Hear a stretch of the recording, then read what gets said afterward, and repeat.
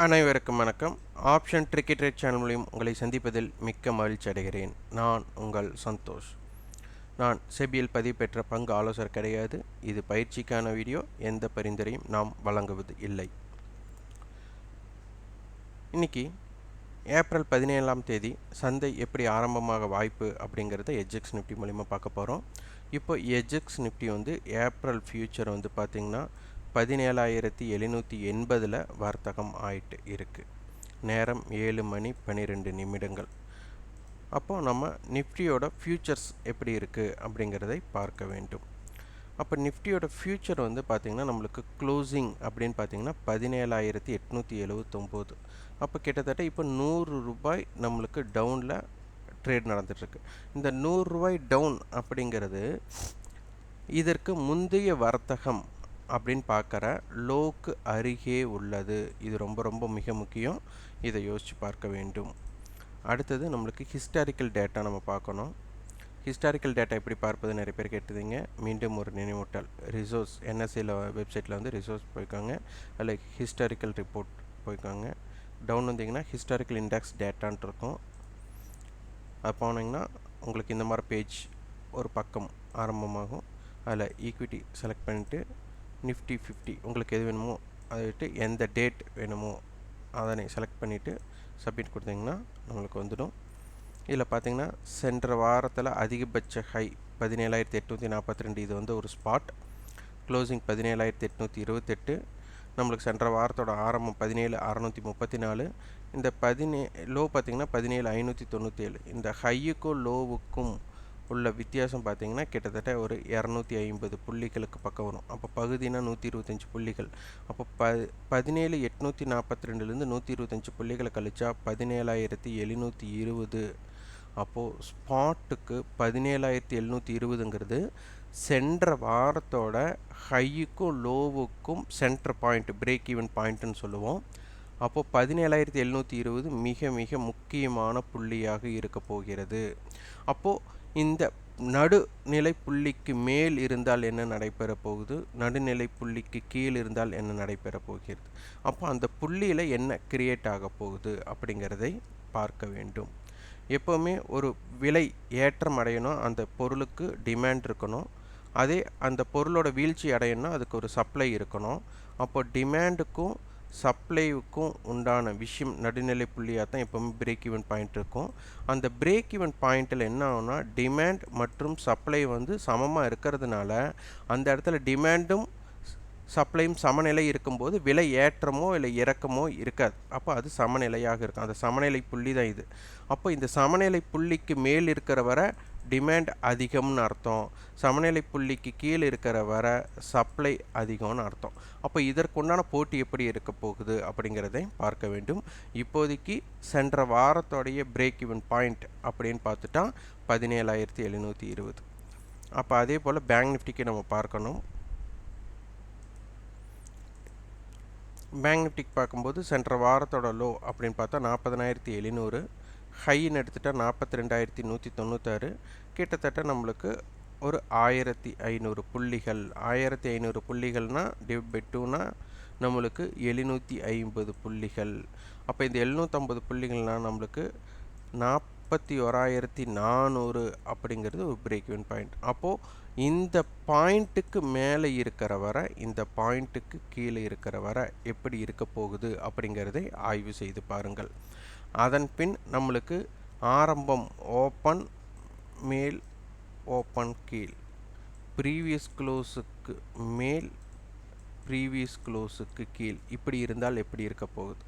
அப்போது சந்தை இன்றைய ஆரம்பம் அப்படிங்கிறது சென்ற வாரத்தோட லாஸ்ட் வீக்கோட ஹையுக்கு கீழே இருக்க போகுது.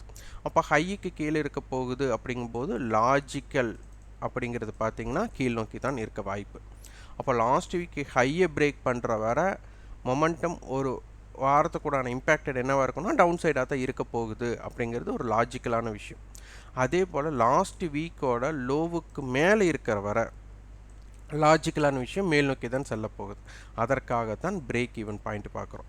அப்போ அந்த ஹைக்கும் அந்த பிரேக் ஈவன் பாயிண்ட்டுக்கும், அந்த பிரேக் ஈவன் பாயிண்ட்டுக்கும் லோவுக்கும், அப்போது அந்த பிரேக் ஈவன் பாயிண்ட்டுக்கு மேலே இருக்கிற வர என்ன அர்த்தம்? லோவோட லாஜிக்கல் ஒர்க் அவுட் ஆகும்ட்டு. அந்த நடுநிலை புள்ளிக்கு கீழே இருக்கிறவர் என்ன ஆகும்? ஹையோட லாஜிக்கல் ஒர்க் அவுட் ஆகும். அப்போ ஹையோட லாஜிக்கல் ஒர்க் அவுட் ஆனால் என்ன ஆகும்? டவுன் சைடுக்கும். அப்போது நடுநிலை புள்ளிக்கு மேலே இருந்தால் என்ன ஆகும்? லோவோட லாஜிக்கல் ஒர்க் அவுட் ஆகும்ட்டு. அப்போ இதற்கு தகுந்த அப்போ இந்த நடுநிலை புள்ளியை தொடும் வரை எப்படி, தொடாத வரை எப்படி அப்படிங்கிறது தான் நம்மளுக்கு. அப்போ இந்த நடுநிலை புள்ளியே இப்போ கீழே வந்தாலும் இந்த நடுநிலை புள்ளியே தாண்டலை, கீழே வரலை அப்படின்னா லாஜிக்கலாக இந்த ஹையை எப்போ வேணாலும் பிரேக் பண்ணலாம் அப்படிங்கிறது தான் ஒரு நடைமுறை. ஏன்னா ஒரு வாரத்துக்கு நிஃப்டியாக இருந்ததுன்னா 300 புள்ளிகள் டு 500 புள்ளிகள், பேங்க் நிஃப்டியாக இருந்தால் 1000 புள்ளிகள். அப்போ அது 1000 புள்ளிகள் நம்ம 750 புள்ளிகள் தான் எடுக்கிறோம். அப்போ இந்த 750 புள்ளிகளுக்கு மேற்பட்டு இருக்கிற வரை சந்தை எப்படி இருக்க போகுது அப்படிங்கிறதையும் புரிந்து கொள்ள வேண்டும்.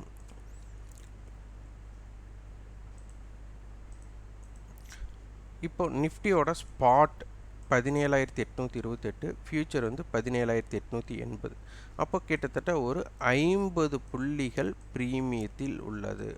இந்த ப்ரீமியம் வந்துட்டு இந்த 50 புள்ளிகள் இன்னைக்கு சஸ்டெயின் ஆனால் எப்படி இருக்கும்? 50 புள்ளிகளுக்கு கீழ் குறைந்தால் எப்படி இருக்க போகுது? 50 புள்ளிகளுக்கு மேல் அதிகரித்தால் என்ன நடக்க போகுது அப்படிங்கிறதை நீங்கள் பார்க்க வேண்டும். இது ரொம்ப ரொம்ப முக்கியம். இப்போ மார்க்கெட் இறங்குறாங்க, அப்போ இறங்கும் போது இந்த 50 பாயிண்ட்டுக்குடான ப்ரீமியம் ரொம்ப குறைஞ்ச எப்படி இருக்க போகுது, இல்லை உயர்ந்தால் எப்படி இருக்க போகுது? 50 பாயிண்ட்டுக்கு மேலே அதிகரிக்கிறாங்க, இப்போ நிஃப்டி வந்துட்டு ஒரு 70 பாயிண்ட் மைனஸ் ஆகிறாங்க, நிஃப்டியோட ஃபியூச்சர் வந்து பார்த்திங்கன்னா ஒரு 80 பாயிண்ட் மைனஸ் ஆகிறாங்கன்னா அதுக்கு ஒரு தாக்கம் இருக்கும். நிஃப்டி ஸ்பாட் 70 பாயிண்ட் இறங்கி இவங்க ஒரு 50 பாயிண்ட் தான் இறங்குறாங்க அப்படின்னா இந்த இடத்துல டிமாண்ட் அதிகரித்து இருக்கிறது அப்படிங்கிறது நடைமுறையான ஒரு விஷயம். இந்த இடத்துல புட் ஆப்ஷனோட ஆக்ஷன் ரொம்ப கம்மியாக இருக்கும். அப்படி இறங்கினாலும் புட் ஆப்ஷனை ட்ரேட் பண்ணுற விட இந்த இடத்துல ஏதாச்சும் ஒரு இடத்துல சப்போர்ட் எடுத்து மார்க்கெட் யூட்டர்ன் அடிச்சதுன்னா அது வேகமாக இருக்கக்கூடிய வாய்ப்பு இருக்கும். ஸோ இதனை அறிந்து அந்த இடத்துல உங்கள் இம்பேக்ட் கிரியேட் ஆகிற இடத்துல நீங்கள் வந்து ஆப்ஷன் கால் ஆப்ஷன் எடுத்தீங்க அப்படின்னா உங்களுக்கு விரைவாக லாபத்தை உண்டாக்கி கொடுக்கும். அட்டவணை அடுத்தது இப்போ 17,800 கால் 800 புட் அடிப்படை இருங்க, எக்ஸ்பைரி மாற்றிக்கலாம். 17,800 கால் 800 புட்டு தான் நம்மளுக்கு ஸ்ட்ரேடலாக கொடுத்துருக்குறாங்க. அப்போ இதனுடைய க்ளோசிங் ப்ரைஸ் இப்போ எடுத்துட்டோம். அப்போ 17,800. அப்போ கால் ஆப்ஷன்னா 17,912, 17,800 புட்டு 63 ஆனா 17,737.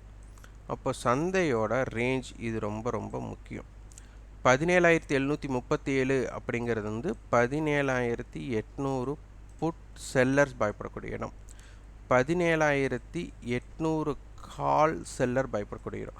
இவங்க இந்த ரேட்டை கட் பண்ணால் தான் கீழே போகிறக்குண்டான வாய்ப்பே கிரியேட் ஆகும். இது ஒரு என்ட்ரி பிளேஸ் மாதிரி, ஒரு நுழைவாயில் மாதிரி. இந்த ப்ரைஸுக்கு மேலே போனால் தான் மார்க்கெட் ஏறுமுகமாக போகும். அப்போது இதற்கு கீழே செல்லிங் ப்ரெஷர் வருதா அல்லது பையிங் ப்ரெஷர் வருதா அப்படிங்கிற இடத்த நீங்கள் பார்த்தா தான் சந்தைக்கு இந்த இடத்திலிருந்து கீழ் நோக்கி செல்லக்கூடிய வாய்ப்பா இல்லை அப்படிங்கிறத புரியும். அப்போ இதுதான் ஒரு பிரேக் அவுட்டுக்கு உண்டான என்ட்ரி அப்படின்னு அர்த்தம். அப்போ இந்த பிரேக் அவுட்டோட என்ட்ரி டேபிளோட அடிப்படையில் ஒன்று நீங்கள் வந்து வரைபடத்தில் ஒரு பிரேக் அவுட் வச்சுருப்பீங்க. ஒன்று yesterday high R yesterday low, weekly high weekly low அப்படிங்கிற மாதிரி பிரேக் அவுட் வச்சுருப்பீங்க. அப்போ அந்த பிரேக் அவுட்டுக்குள்ளே இருக்கிற வரை மார்க்கெட் சைடுவேக்குள்ளே இருக்க போகுது. அந்த சைடுவே இந்த இதுதான் டேபிளோட அட்டவணைப்படி சைடுவே மூமெண்ட் இந்த எல்லைக்குள்ளே தான் இருக்கும். அப்போ இந்த இடத்துல எப்படி ஒரு பிரேக் அவுட் அமைய போகுது அப்படிங்கிறதை பார்த்து தான் நீங்கள் ஒரு வியாபாரத்தை மேற்கொள்ள வேண்டும். ஆப்ஷன் செயின் போகிறோம். இம்ப்ளைட் வாலிட்டி, இது நிறைய பேர் இம்ப்ளைட் வாலிட்டிக்கு முக்கியத்துவம் கொடுக்க மாட்டாங்க. இந்த இம்ப்ளைட் வாலிட்டியை பார்க்கும்போது தான் நம்ம எப்படி வியாபாரம் செய்யலாம், ஒரு அக்ரெசிவாக செய்யலாமா இல்லை எப்படிங்கிறது புரியும். இப்போது இம்ப்ளைட் வாலிட்டி குறைவாக இருக்கும்போது என்ன ஆகும்னா எதிர்பார்ப்பும் வேல்யூமும் குறைவு அப்படின்னு அர்த்தம். அப்போது நம்மளோட எதிர்பார்ப்பு அப்படி குறைவாக இருக்கும்போது ஓடிஎம் ஆப்ஷனுடைய ரியாக்ஷன் கம்மியாக இருக்கும். அப்போ ஐடிஎம் ஆப்ஷனோடைய ஆக்ஷன் தான் இருக்கும். அப்போ அதனால் ஐடிஎம் ஸ்ட்ரைக்காக யார் இருக்காங்களோ அவங்கள வியாபாரம் பண்ணால் தான் ஒரு பெரிய தாக்கத்தை உண்டாக்க முடியும். பெரிய தாக்கம்னா அதுவும் பெரிய தாக்கமும் உண்டாக்காது. மார்க்கெட் லோ ஹையர் வேல்யூம்னா வெரி ஸ்லோ மூமெண்டமாக இருக்கும். அப்போ என்ட்ரிக்கும் எக்ஸிட்டுக்கும் உடனடியாக வருவதற்கு ஒரு என்ட்ரி போட்டிங்கன்னா ஒரு 2 நிமிஷம் 3 நிமிஷத்துலேயே ஒரு பெரிய மொமெண்டம் ஆகக்கூடிய வாய்ப்பு 90% இருக்காது. 10% தான் அந்த மாதிரி இருக்க வாய்ப்பு. அப்போ இந்த இடத்தில் நம்ம வந்து ரிஸ்க் எப்படி எடுக்கலாம்? ஏன்னா இந்த இடத்துல ஒரு ஸ்லோ மூமெண்ட் நடக்கும்போது ரிஸ்க் குறைவாக இருக்கணும்.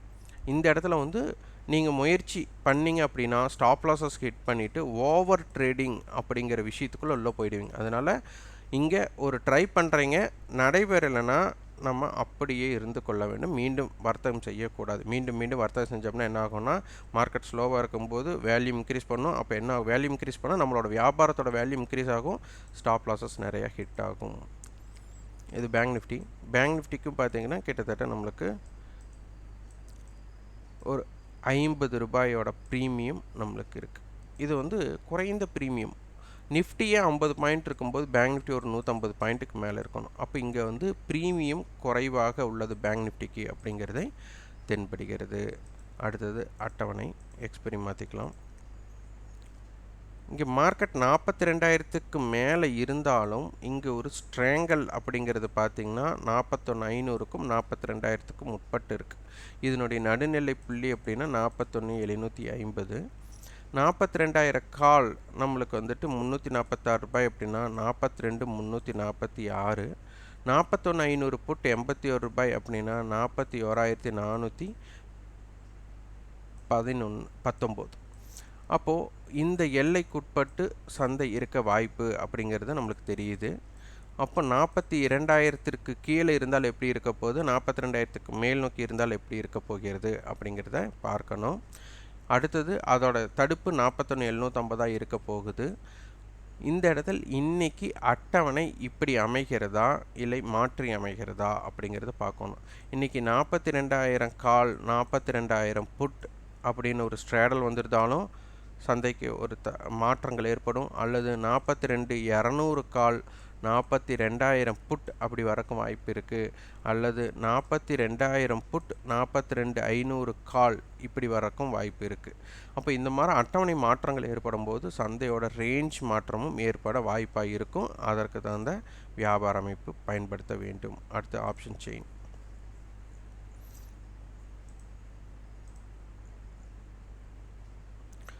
பேங்க் நிஃப்டிலையும் வேல்யூம் வந்து அதாவது இம்ப்ளாயபிலிட்டி குறைவாக இருக்குது. இதனால் வந்துட்டு புதியவர்கள் ஒரு முயற்சி பண்ணுங்கள். அதில் சக்ஸஸ்னால் பரவாயில்ல, அன்சக்ஸஸ்னால் திருப்பி ட்ரேட் பண்ணணும்னு நினைக்க வேண்டாம். ஏன்னா இந்த இடத்துல நீங்கள் ஒரு வியாபாரத்தோட வேல்யூமே ரொம்ப கம்மியாக இருக்கும்போது ஒரு 50 பாயிண்ட் ஸ்டாப் லாஸ் வைக்கிறீங்க அப்படின்னா ஒரு எடுத்துக்காட்டுக்கு 2 டைம் ஹிட் பண்ணாலே 100 ரூபா காணாமல் போயிடும். ஆனால் அதே 100 ரூபா லாபமாக வெயிட் பண்ணுறதுக்கு டைம் அதிகமாக இருக்கும். அப்போ அதனால் இல்லை ஸ்டாப் லாஸே போடாமல் ட்ரேட் பண்ணலாமா அப்படின்னாலாம் யோசிக்க தோணும். அதனால் ஒரு வியாபார அமைப்பை வந்து ஒரு டிசிப்ளின் ட்ரேட்னா ஒரு வர்த்தகம் அல்லது 2வது வர்த்தகமே ரொம்ப அபாயமானது. அதனால் அதனை பார்த்து வியாபாரம் செய்ய முற்படுங்கள் புதியவர்களாக இருக்கிறவங்க. அதனால் நம்மளுக்கு ஆப்ஷன் வந்துட்டு ஒரு வேகம், நம்ம ஒரு என்ட்ரி போனோம்னா அந்த என்ட்ரி உடனடியாக ஒரு ராக்கெட் வேகத்தில் இருக்கணும். அந்த மாதிரி எக்ஸிட் இருக்கிற இடம் மட்டும்தான் ஆப்ஷன் ட்ரேடர் பண்ணணும். மற்றபடி என்ன சொல்கிறது, லேட் ஆகக்கூடிய ஒரு என்ட்ரி போயிட்டு எக்ஸிட்டுக்கு ஒரு நேரம் ரொம்ப ஜாஸ்தியாக இருக்கிற இடத்துல வந்து ஆப்ஷனை வர்த்தகம் பண்ணக்கூடாது. ஏன்னா ஒரு இடத்துல மார்க்கெட் வந்து சைடுவே மொமெண்டம்குள்ளே இருந்தாலே டைம் வேல்யூ இங்கே வந்து கரைஞ்சிடும், நம்மளுடைய எதிர்பார்ப்பு குறையும். அப்போ என்ன ஆகும்னா நீங்கள் மார்க்கெட்டே ஒரு மூமெண்ட் ஆகி உங்களுடைய லெவலுக்கு வந்தாலும் கூட உங்களுடைய ஆப்ஷன் வந்து அந்த ரியாக்ஷன் கொடுக்காது. அதனால் அந்த மாதிரி இடங்களை பாதிப்பு உள்ளாக்கும். அதனால் காலையில் ஒரு மொமெண்டம் இருக்குது இல்லை சாயந்தரம் ஒரு இம்பேக்ட்னா எந்த நேரத்தில் இருக்குது அப்படிங்கிறத ஆய்வு செஞ்சு முடிவெடுங்கள். இந்த வீடியோ உங்களுக்கு பயனுள்ளதாக இருந்தால் லைக் பண்ணுங்கள், ஷேர் பண்ணுங்கள், சப்ஸ்கிரைப் பண்ணுங்கள். கண்டிப்பாக உங்களோட ஃபீட்பேக்கை கமெண்ட் பாக்ஸில் பதிவு பண்ணுங்கள். நன்றி, வணக்கம்.